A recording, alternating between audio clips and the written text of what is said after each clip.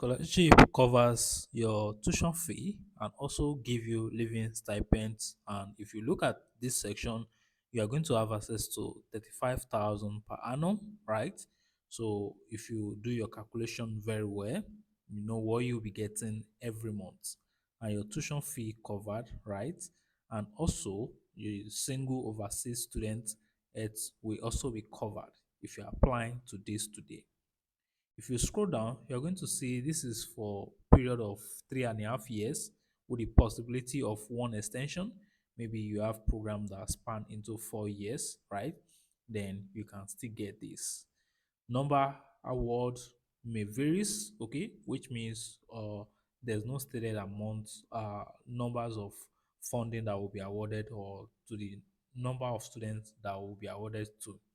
If you come back right here, you're going to see that this is being funded by the Australian government. Okay, so you want to make sure you actually get along with me to get proper information about what you need to do to apply.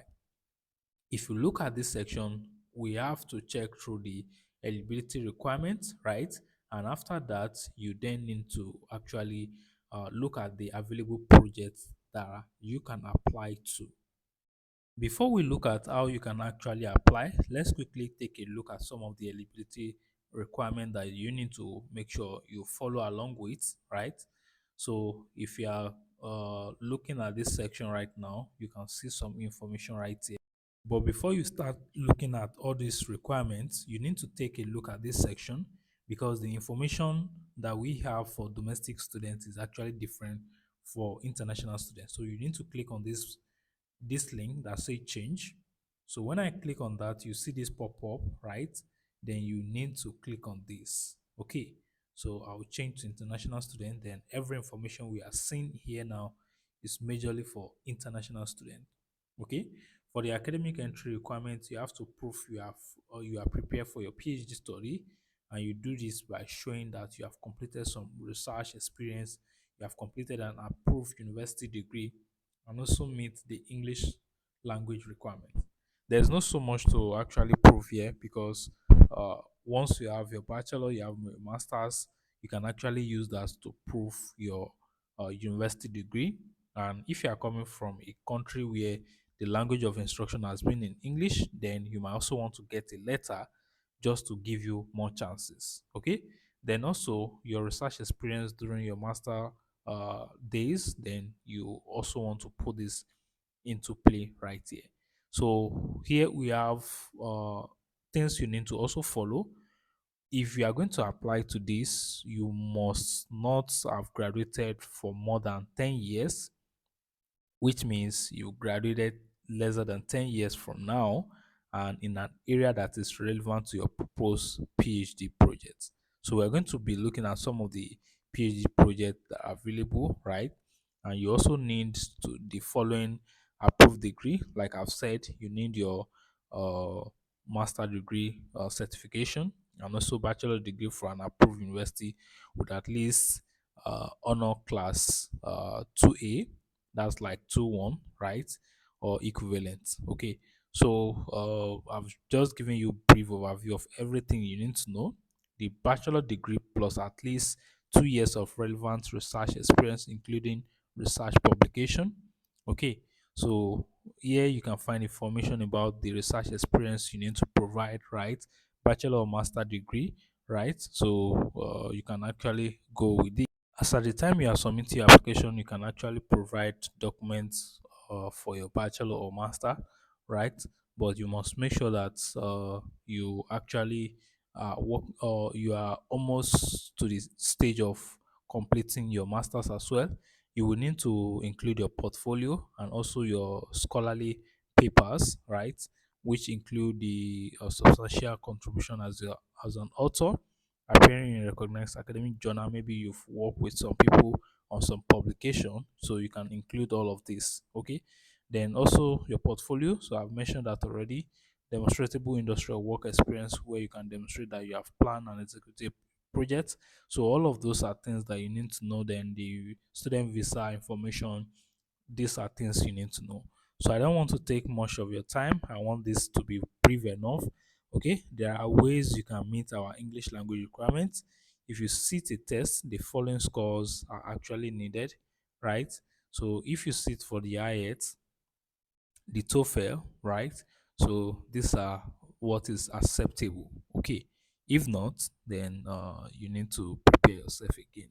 So let's go to the projects that are available. So we have 137 projects, I think. Yes, we have 137 projects. So you want to make sure you actually filter. Okay, so you want to make sure you filter. You can search by likely projects, but it will be good to actually go through them. So if you look at this section, you can see research area, agricultural, veterinary, and food science, right? This will give you more option to actually know where you actually what you actually want to filter for. Okay, there are 137 projects right here which you can actually check through. So when you get to the bottom of this page, you want to go to page 2, and so on and so on. Okay, so let's go back now. I think we've looked at requirements and the projects that are available. Okay, so review how to apply, right? So under the application portal, so the application is here. I'm just taking you one step at a time. Okay, in order to apply, when you log in into the application portal under the scholarship, you need to select that my higher degree is not collaborative. I am applying for or have been awarded the scholarship or sponsorship. Then you select the UQUI or IMAG scholarship type. Okay, so when you think you're actually ready to submit your application, when you think all these documents are ready, then you've actually prepared yourself. You are ready to submit the application. What you just need to do is to click on this section where it says start application, right? When you click on that, it will take you to the application portal where you can then start to fill in your information, provide your details, and all of those relevant information that is required for you. Okay, and you can see the name of the university right here at the top, right? So you want to come down here.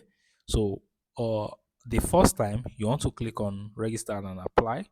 Then once you do this, when you are coming back to the page again, you want to click on my application, right? So I'm going to click on this first one. Then it will take us to that page, right, where you provide your email, the password you want to use to access this portal.